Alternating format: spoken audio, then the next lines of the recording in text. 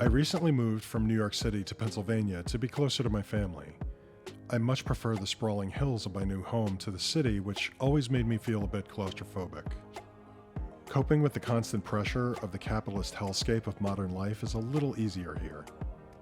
I like exploring the quietly interesting parts of the world, so this weekend I headed out to a place that's popular among urban explorers. Parked across the street, and we are headed up to, hopefully, Concrete City.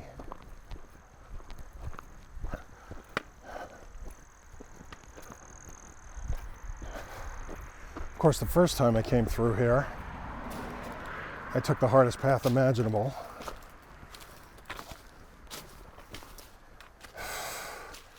This one isn't that much better.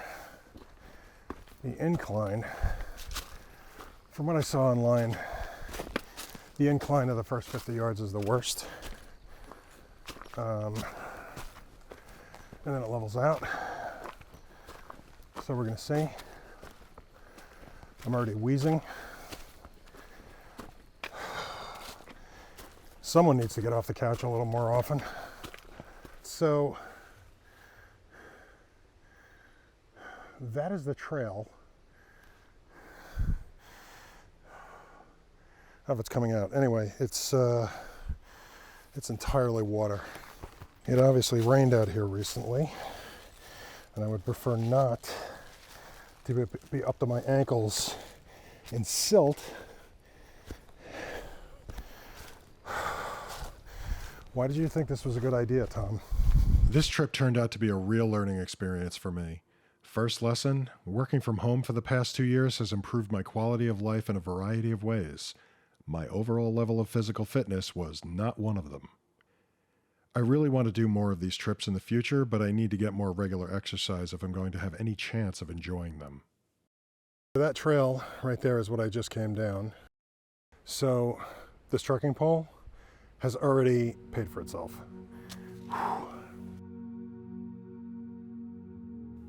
Concrete City was built in 1911 by the Delaware, Lackawanna, and Western Railroad Company for the executives at the company's coal mine in Nanticoke, Pennsylvania.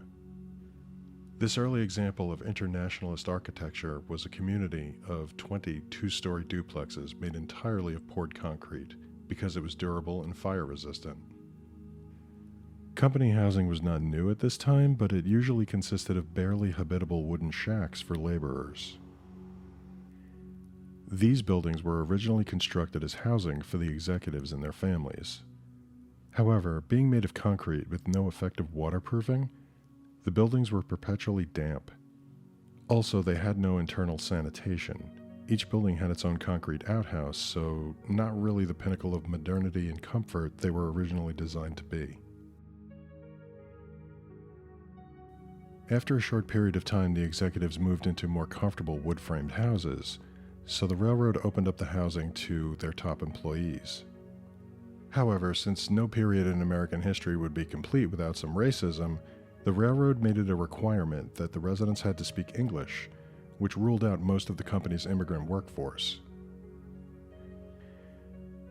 In 1924, the local government required a septic system be installed, which was deemed too expensive by the railroad, and they abandoned Concrete City. The Glen Alden Coal Company, who had taken ownership of the homes from the DL&W Railroad, tried to demolish the homes, but they gave up when they failed to significantly damage one of the buildings with over 100 sticks of dynamite. Where they failed, nature is slowly succeeding. Decades of frosts and thaws have chipped away at the walls and collapsed ceilings. Each one of these buildings is a story. It is the tangible remains of the family that lived here, the elements that are slowly tearing it down, and the people who have drifted through, staying long enough to leave their mark on the walls. I could have wandered around this place for hours, but I had a late start to the day and I was losing light. It was time to move on to my last stop for the day.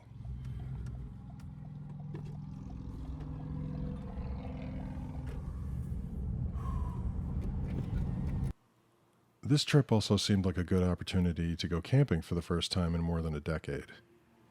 I was only a couple of hours away from home, so if things went completely off the rails, I could just pack up and head home and get a good night's sleep. While settling into my campsite, I thought about the day. One of the reasons I wanted to visit Concrete City was to take photographs. I used to be an avid photographer, but my camera's been sitting on the shelf for years. So this seemed like a great opportunity to get back into it. However, while I was there, my mind was too busy recording video, assessing the safest paths to get around, trying to calculate how much I could accomplish with the remaining daylight, and wondering if the dog barking in the distance was in a neighbor's yard or a stray roaming the woods. So my camera never left its bag. The day turned out to be a reminder that I need more time to acclimate to new places than most people. Without it, my plans go south. So I spent some time just resting at my campsite and being grateful that the mud at Concrete City failed in its attempt to suck my boots off my feet. It's maybe 7:15 and I am already done. I've crawled into the back of the truck for the night and because I am so completely exhausted. I ate my dinner, I sat in front of the fire for a while, and that was the end of it. Funny story though. The way I had always planned this setup to be is that I would open the back hatch to the truck, sit on it, take my boots off, tuck them over to the side, scooch back in, close the door behind me, and then just do the opposite in the morning. So tonight I discovered, and I really, in fairness, should have thought of this beforehand, there's no way to open that back hatch from the inside. I don't have a trunk open on my remote. So that means that I've got to invert myself and go ass backwards out the door behind me when I get up in the morning, which will be fun. Anyway, once I got situated in here, it literally took all of my energy to heave myself back up enough so that I could actually get into the sleeping bag instead of on top of it. So that's my day. See you tomorrow. That was not, in fact, the end of the night. I am back home now. There's my camping gear partially unpacked behind me. So here's what happened.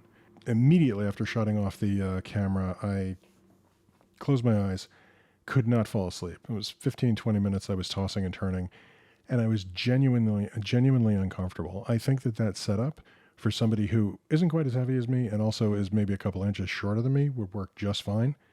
I had a 3-inch inflatable camping pad, which I don't think was enough for me, given my size.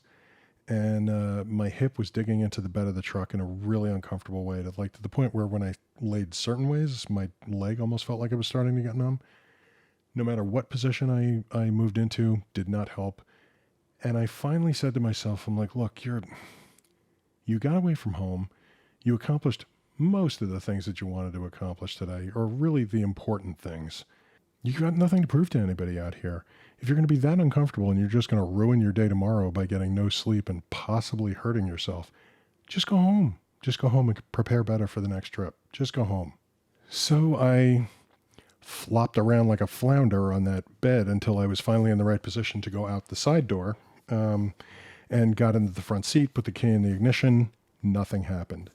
Long story short, I somehow managed to discharge the battery during the day, even though I was very careful about keeping the doors closed so the dome light wasn't on.